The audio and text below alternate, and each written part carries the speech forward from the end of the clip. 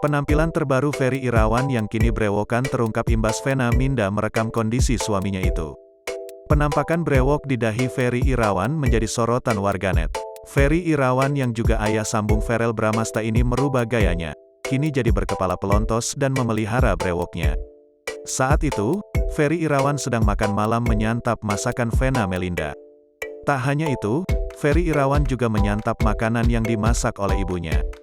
Ferry yang baru saja pulang syuting langsung menyantap makanan yang sudah dihidangkan di meja makan itu. Nah, terekam penampakan brewok Ferry Irawan saat dia menyuap makanan tersebut.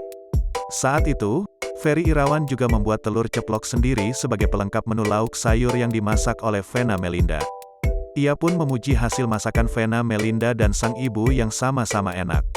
Sementara itu, Vena Melinda justru menyoroti kepala botak Ferry Irawan. "Kepalanya botak ya Bi ya," cetus Vena Melinda. "Abis mie ini akibat gagal potong," sahut Ferry Irawan.